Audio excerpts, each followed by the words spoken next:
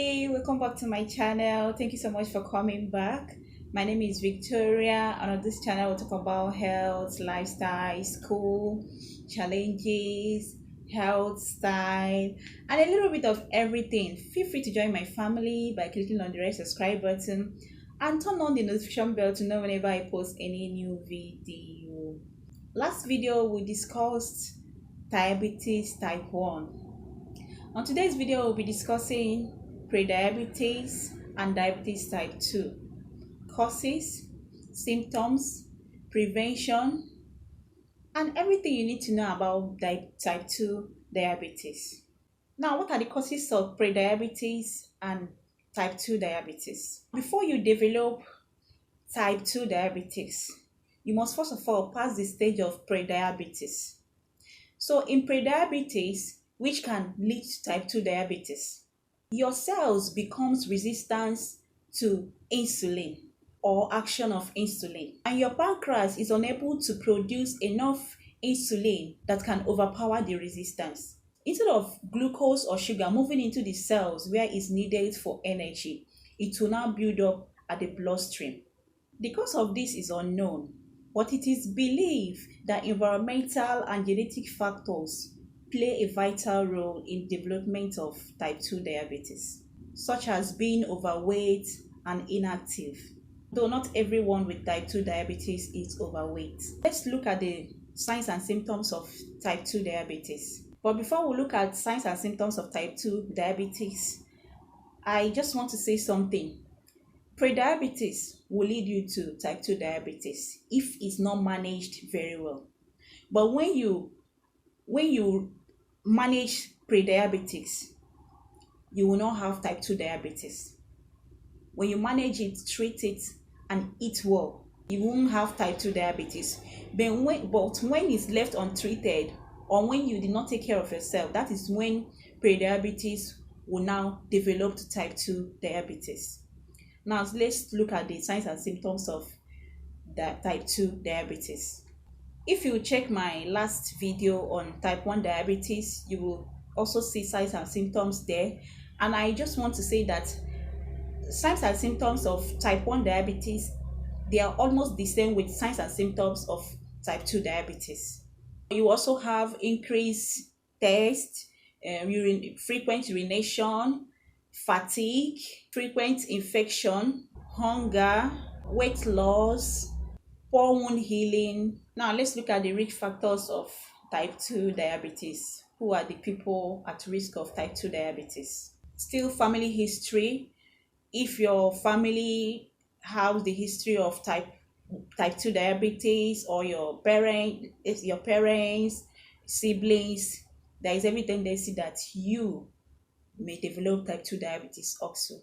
Number 2, overweight. If you're overweight, it can also lead to diabetes, although you can still not be overweight and develop type 2 diabetes. Inactivity.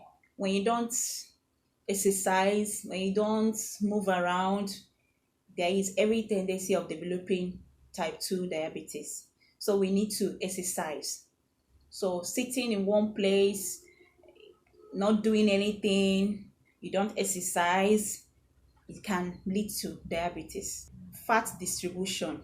When you have too much fat stored at your abdomen, you are also at risk of developing type 2 diabetes. Number 5, age. As you age, you are also at risk of developing type 2 diabetes. That's from 45 years old and above.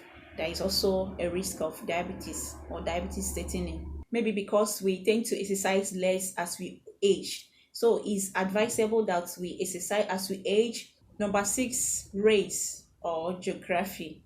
People including Black, American, Asian American are at high risk of developing type 2 diabetes. Number 7, polycystic ovarian syndrome. This condition is seen in women, and it is characterized by irregular menstruation, excess hair growth, and obesity. So if a woman is suffering from polycystic ovarian syndrome, that person is at high risk of developing type 2 diabetes.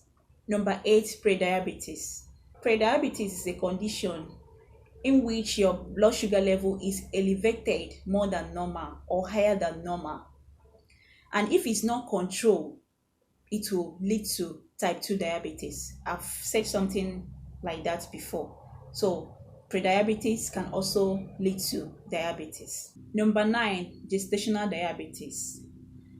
If you're a woman and you develop gestational diabetes during pregnancy rather, and after delivering, if it's not handled very well, sometimes when you deliver, the gestational diabetes will just go on its own, or there are some medication that will be given to you to eradicate the gestational diabetes. As a woman, if you develop gestational diabetes during pregnancy, there is every tendency that you will develop type 2 diabetes. Now, what are the complications of type 2 diabetes? The same complications of type 1 diabetes is what you will see, almost what you will see in type 2 diabetes. But controlling your blood sugar level will help you in a long way in preventing all these complications. Diabetes affects many organs in the body, such as kidney, blood vessels, nerves, eye, and heart. Some of the complications of type 1 diabetes are also complications of type 2 diabetes, such as kidney failure or kidney damage, slow wound healing, skin disease, hearing loss, eye damage, heart and blood vessels damage, nerves damage, which is also known as neuropathy. All these are complications of type 2 diabetes, or generally diabetes. Now, what are the prevention and control of type 2 diabetes? The same prevention and control of type 1 diabetes is also the same prevention and control of type 2 diabetes. Most especially controlling what we eat and what goes into our mouth. If we can be able to control what goes into our mouth, that means we will be 70% fine or okay in tackling anything that has to do with diabetes, be it type 1, type 2, or prediabetes. So when you're talking of prevention and control, we still have to do with your healthy eating, exercise, losing weight, moving around, stop sitting in one particular place for hours, especially those that work in an office where they have to sit and attend to their customers or guests. Sometimes you need to get up and walk around.